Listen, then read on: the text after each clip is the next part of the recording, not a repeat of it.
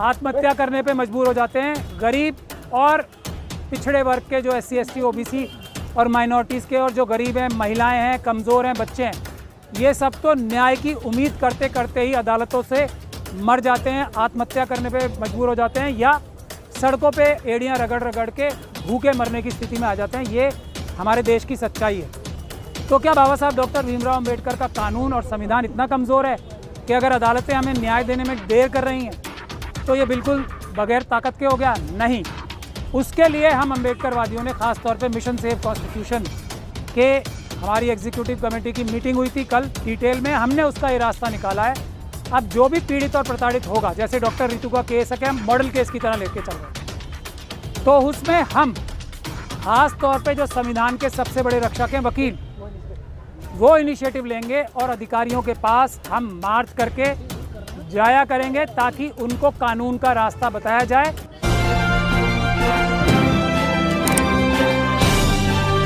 आप देख रहे हैं पब्लिक आवाज TV।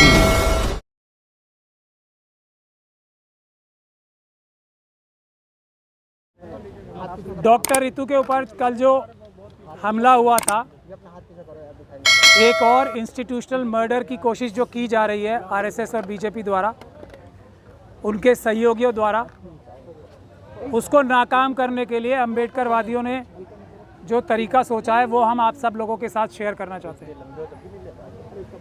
ये बात सही है कि संवैधानिक रास्ता जो है वो अदालत में, कोई अगर किसी को पीड़ा होती है, सरकार कोई काम नहीं करती, कोई अधिकारी काम नहीं करते, जैसे इस केस में वाइस चांसलर, प्रॉक्टर, रजिस्ट्रार सब मिलकर एक ऐसी भ्रष्ट और क्रिमिनल प्रिंसिपल जो दौलतराम कॉलेज की हैं, जिन्होंने डॉक्टर रितु को झूठे दस्तावेज बना के फर्जीवाड़ा करके कॉलेज से निकाला अपने, उसको बचाने के लिए पूरा RSS और BJP का इकोसिस्टम लगा हुआ।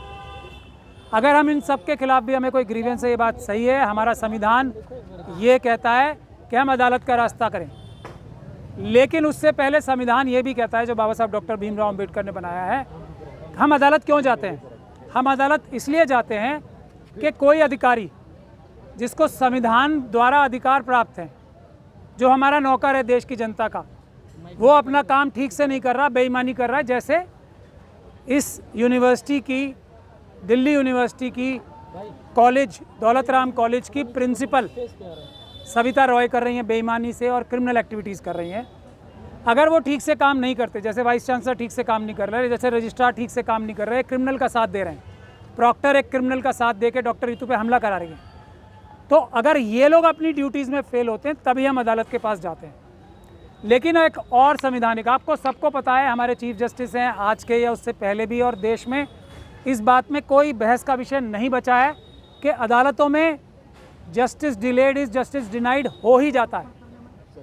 न्याय की उम्मीद करते हुए रितु जैसे बहुत सारे लोग आत्महत्या करने पे मजबूर हो जाते हैं। गरीब और पिछड़े वर्ग के जो SC ST OBC और माइनॉरिटीज़ के, और जो गरीब हैं, महिलाएं हैं, कमज़ोर हैं, बच्चे हैं, ये सब तो न्याय की उम्मीद करते करते ही अदालतों से मर जाते हैं, आत्महत्या करने पे मजबूर हो जाते हैं, या सड़कों पे एड़ियाँ रगड़ रगड़ के भूखे मरने की स्थिति में आ जाते हैं। ये हमारे देश की सच्चाई है।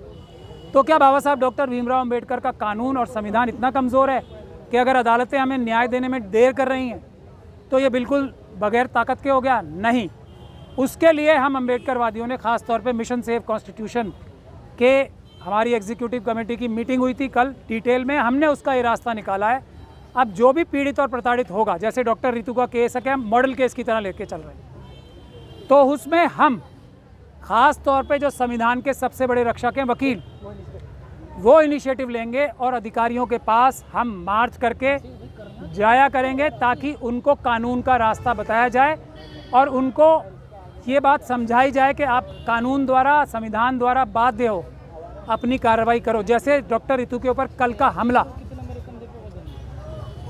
डॉक्टर रितु के ऊपर कल का जो हमला था वो एक SC ST एक्ट का अपराध है, प्रॉक्टर के खिलाफ, वाइस चांसलर के खिलाफ और उनके गुर्गे मसलमैन जो थे उनके खिलाफ। अभी तक FIR दर्ज नहीं की है। ये अपने आप में एक अपराध है, SHO साहब द्वारा किया गया।